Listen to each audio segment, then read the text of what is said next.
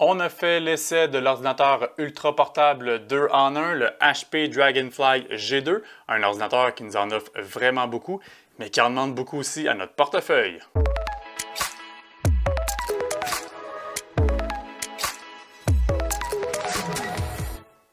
Non, ce ne sont pas les solutions qui manquent lorsqu'on cherche à s'acheter un nouvel ordinateur portable, notamment au niveau des ordinateurs ultra portables. Et on a fait l'essai du HP Dragonfly G2, un ordinateur qui franchement a vraiment plusieurs points positifs, quelques points corrects et 2 points négatifs, dont un qui est franchement très gros. Donc allons voir qu'est-ce qu'on en pense exactement. Commençons par les points positifs du HP Dragonfly G2. D'une part, le design, c'est franchement un super bel ordinateur ultra portable. C'est vraiment très beau, vraiment une belle finition. Ça a été bien construit, notamment au niveau de la frange. Pour le flipper, c'est vraiment très robuste et justement, le fait qu'on peut le flipper justement en mode tablette, ça aussi, c'est un point positif, une belle polyvalence. L'écran tactile, franchement, une belle réactivité, vraiment pas beaucoup de latence lorsqu'on écrit, que ce soit avec notre doigt ou bien avec un crayon, vendu séparément, évidemment, malheureusement. Également, on retrouve la 11e génération du processeur Intel avec le badge Evo qui offre plusieurs bénéfices. Si vous ne savez pas ce que c'est le badge Evo, je vous invite à aller lire notre chronique sur ce sujet-là. Le lien est plus bas dans la chronique ci présente. Mais toujours est-il qu'avec le processeur Intel 11e génération, ça fly. Ouvrir l'ordinateur, lancer des programmes, lancer des logiciels, ça va super très vite, ça va vraiment super très vite, ça va extrêmement vite. On a également la compatibilité avec le Wi-Fi 6 si on a un routeur compatible avec ça pour offrir des vitesses de téléchargement vraiment géniales. Du côté du clavier, c'est franchement un des claviers que j'ai trouvé les plus plaisants à utiliser. Vraiment, les touches, la réactivité des touches est vraiment très plaisante. Vraiment, rédiger des textes là-dessus, ça a été franchement plaisant. Et le niveau du pavé tactile, belle réactivité, vraiment, encore une fois, rien à redire à ce niveau-là.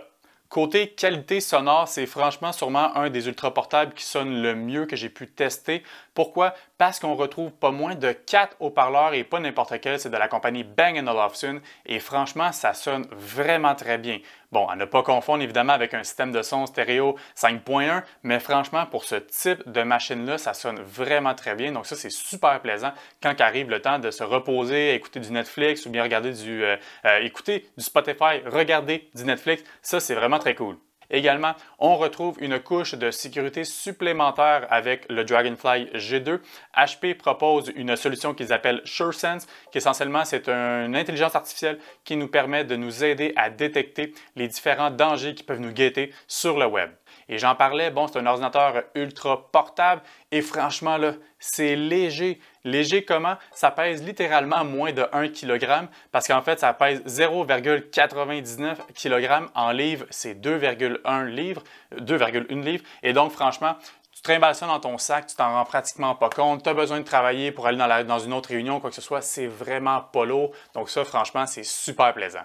Arrivent maintenant les points que l'on pourrait considérer comme étant corrects. Pour certains, ça va peut-être être des points positifs. Pour d'autres, quand va arriver le temps du point négatif, je vous tease un petit peu, là, vous allez vous dire « Finalement, moi, pas sûr, c'est peut-être pas ce qu'il y a de mieux. » D'une part, l'écran. C'est un écran de 13,3 pouces, full haute définition avec une luminosité de 400 nits et un taux de rafraîchissement de 60 images secondes. C'est un bel écran, mais ce n'est pas le plus beau sur le marché, bien franchement. Il a surtout fallu souvent que je me mette la luminosité au maximum parce que ça réfléchit vraiment beaucoup la lumière. Ça, à ce niveau-là, j'ai trouvé ça un petit peu dommage. Également, au niveau de l'autonomie de batterie. Avec Intel Evo, on a une garantie d'avoir une autonomie de batterie de 9 heures. Évidemment, ça l'a parce que sinon, ça n'aurait pas le badge. Mais l'autonomie de batterie, elle est d'environ 11 heures. C'est bien, mais il y a d'autres ordinateurs qui nous offrent bien mieux. Donc ça, à ce niveau-là, comme je disais, c'est correct. Au niveau des ports, on retrouve un port de type USB-A, un port HDMI 2.0 et deux ports Thunderbolt 4 de type C. Ça d'ailleurs, ces deux ports-là, ça fly vraiment vite. Là, on parle de vitesse de téléversement d'environ 40 gigs secondes, un autre bénéfice du badge Intel Evo. Mais toujours est-il que c'est dommage qu'on n'ait pas de fente micro SD ou de fente SD pour nos cartes de photos, par exemple, ou quoi que ce soit. À ce niveau-là, un peu dommage. Enfin, au niveau de la carte graphique, on a une carte Intel Iris X. C'est une bonne carte graphique, mais ce n'est pas la carte la plus performante sur le marché. Bref, pour faire du montage vidéo, il n'y aura pas nécessairement de problème. On peut jouer à des jeux vidéo, mais attendez-vous pas à rouler le dernier jeu de l'heure, le jeu AAA, le Call of Duty de ce monde avec les full specs dans le tapis. Non, vous ne serez pas capable, vous allez pouvoir jouer peut-être à médium, quoi que ce soit. Donc la carte graphique, correct, mais sans plus. Mais toujours est-il, c'est sûr qu'il faut se rappeler que c'est un ultra portable. Arrivent ensuite les points négatifs. Le premier, la webcam, c'est dommage, c'est une caméra de 720p. On est de plus en plus appelé à faire des appels vidéo parce qu'on a adopté peut-être le télétravail de plus en plus. Et franchement, là, ça aurait été le fun d'avoir une caméra 1080p. Et arrive enfin le point négatif qui malheureusement va peut-être venir démolir tout ce que j'ai mentionné précédemment. C'est le prix que demande HP pour son Dragonfly G2. C'est vraiment très cher. Cher comment? On retrouve deux modèles qui essentiellement se différencient de par la puissance du processeur et HP en demande 2 499 $ ou bien 2 749 $. Ajoutez les taxes, on est rendu à 2 875 $ ou bien 3 160 $.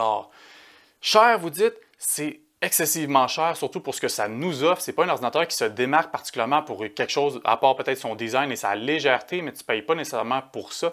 D'autant plus que c'est surprenant parce que HP propose un autre ordinateur dont on a déjà parlé, et vous pouvez retrouver le lien plus bas dans la chronique. C'est le HP Spectre, qui est un ordinateur qui rassemble plusieurs des points positifs de cet ordinateur-là, mais qui démarre à 1 500 $, donc 1 000 $ de moins que le Dragonfly G2.